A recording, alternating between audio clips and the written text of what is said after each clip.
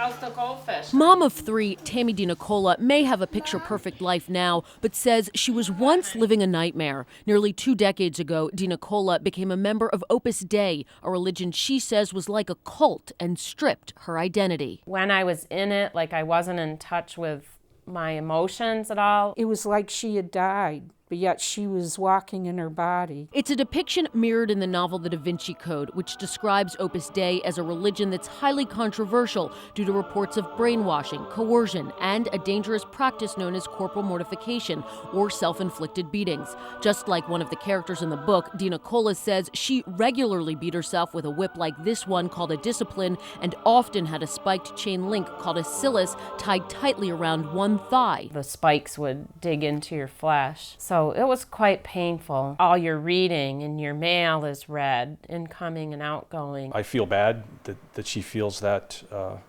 used and that mistreated. I can say that I've never experienced that any mistreatment. Bob Slovane has been a member for years. He says Opus Dei is a recognized part of the Catholic Church and is an attempt to keep Jesus in mind at all times. Slovane admits his devotion requires great self-control. He mainly reads what the Catholic Church allows, hands over much of his salary to Opus Dei, is celibate, and uses the silice and the discipline. For Slovane, it's a way to understand Christ's suffering. It's like prayer. I mean, I don't think you can be a saint without praying. And I don't think you can be a saint without praying with your body. Most members of Opus Dei are similar to devout Catholics. In fact, only a few follow the incredibly strict paths taken by Tammy DiNicola and Bob Slovane. Consider this, dozens live in Rhode Island, but just 4, like Slovane, are celibate and practice corporal mortification. And they all live here together in a house on the east side of Providence. I live a pretty comfortable life in this house. At the same time, I feel a responsibility to co-redeem with Christ. We're encouraged at mealtimes to offer up some small, sacrifice.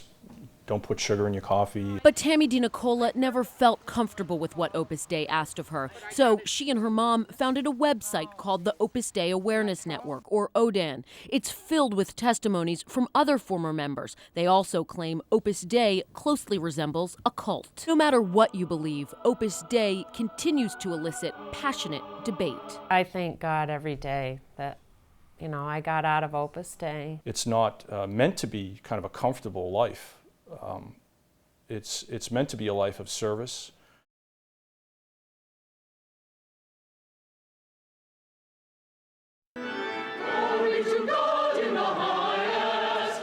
It was just 2.5 years ago when then Bishop Sean O'Malley was installed as Boston's new Archbishop. Now he's trading in his mitre for a red hat. Ecco i nomi dei nuovi cardinali. Pope Benedict XVI named 15 new cardinals Wednesday. The news traveled fast to Fall River, where O'Malley served as bishop for 10 years. Following daily mass at St. Anne's, many parishioners say they're thrilled. I was just very happy. I just heard when I went to mass for the first time, and I'm not surprised because he really is a good person, and I think he's going to make a great cardinal. I think he's really deserved it with a lot of the stuff that he's done and the way he's led the church. O'Malley's leadership was put to the test. He helped the Fall River Diocese through the Father James Porter sex abuse case. And after replacing Bernard Cardinal Law as head of the Boston Archdiocese, O'Malley negotiated an $85 million settlement with more than 500 clergy abuse victims. Out of the settlement, though, also came dozens of church and school closings. He's a man of great faith, truly a holy man. Providence Bishop Thomas Tobin says he was not surprised to learn of O'Malley's elevation. And I'm sure that Archbishop O'Malley, now Cardinal Designate O'Malley, is well prepared for that in his education and his temperament, his religious background, his administrative experience. Archbishop O'Malley will officially be elevated to cardinal at a March 24th Vatican ceremony, and because he's under the age of 80, he will also be allowed to vote for the next pope. I'm Josie Guarino, ABC 6 News.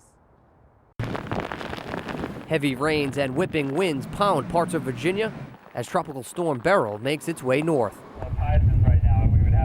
In Falmouth, it's the calm before the storm.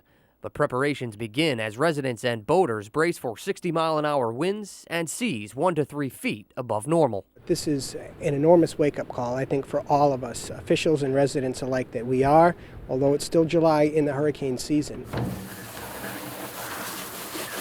Charter boat captain Dick Smith still plans on making his early newspaper delivery to Martha's Vineyard Friday morning. For now, he's securing his investment with some cheap insurance. Putting out extra lines on the windward side of the boat. We're expecting northeast breeze. You just batten down as best you can, and hopefully it goes someplace else. Beryl is expected to pass over Nantucket late Thursday night, early Friday morning. This crew from Quincy was on their way to a shark tournament on the Vineyard and were turned away because of the storm. We decided to, instead of turning around, we'd pull into Falmouth and wait it out until tomorrow morning and then shoot on over and see if we can't catch some shark in the morning. And for all the vacationers that decided to come to Cape Cod this weekend, well, they'll be spending the next few days indoors. You'd be kind of foolish to kind of go out in this, so we're just going to watch it and have a great time. Yeah, we'll be the play, we'll be the ice cream, and we'll be playing lots of crafts with the kids.